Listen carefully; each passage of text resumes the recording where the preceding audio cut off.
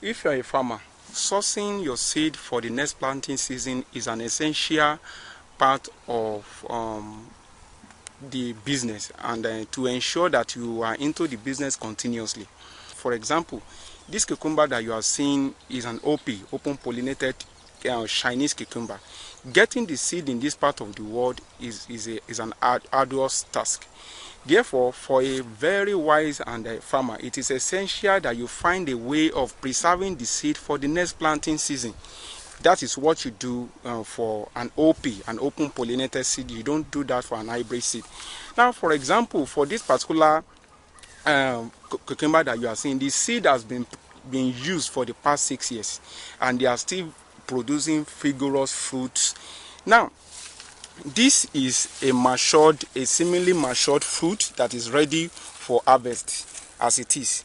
But then, if you want to harvest the seed for the next planting season, you have to make sure that you identify a particular plant that is very vigorous. You identify that, and with a very good fruit. And now you reserve that fruit. You will not harvest that fruit. You reserve it so that it will be matured. Then you can extract the seed. But it requires some basic techniques in doing this. For example, this particular stand is has been able to produce like 15 fruits. So as a result, it has been identified as a very good a stand that has a very good trait, that their seed will be viable enough for the next planting season. Now, what you've been able to do, what you are going to do is that you will take the fruit that you are in the particular, those ones that are close to the base, close to the soil. You take the particular fruit as it is, then you place a surface under. You can see you place something underneath the fruit, and the way this one is being done is this: the bamboo portion was cut and it was placed on the soil, and the fruit is placed on it. Then after placing the fruit on it, the fruit will begin to develop because it wasn't as big as this way it was initially done. Then you cover the fruit with clothing material, as you can see. You cover the fruit with a clothing material, so that the essence of this is to prevent direct sunlight from eating the fruit, and equally to prevent insects from attacking the fruit. So after doing that, when the fruit is now very matured, as it's very, very mature, you will wait until it begins to get softened. This one is still a bit hard. When it begins to get softened, you now detach the fruit from the parent, and you gently extract the seed.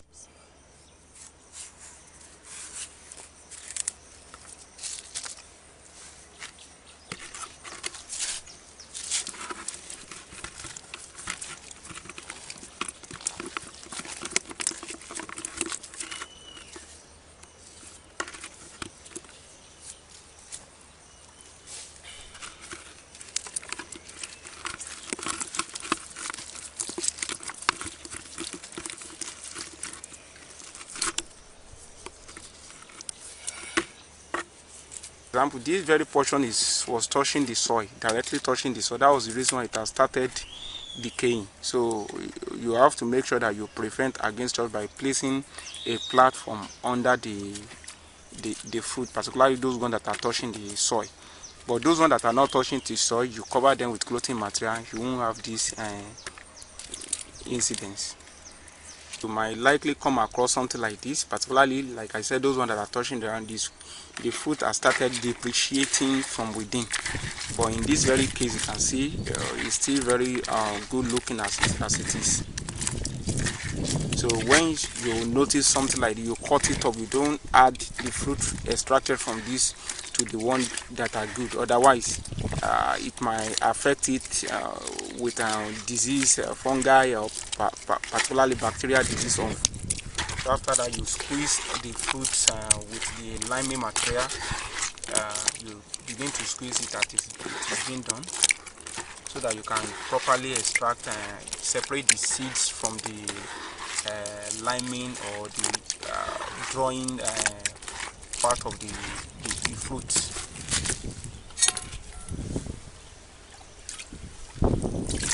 You take water, pour more water into the bucket as it is.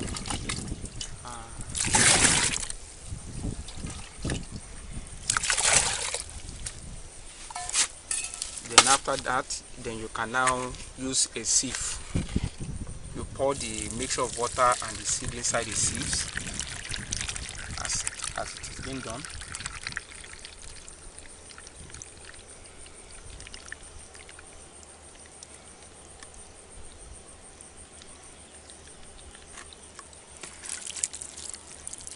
Okay, now after pouring the water inside the fruit, those ones that are floating are wasted ones. That's the reason why you pour it out. So these ones are wasted ones because they are floating. It means that the cotyledons weren't properly formed. That's the reason why they were floating. So you only take, you repeat that process once again as it is.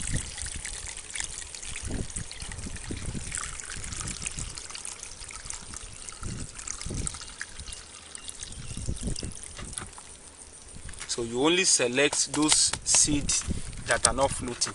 Those are the ones that you are going to select as it is.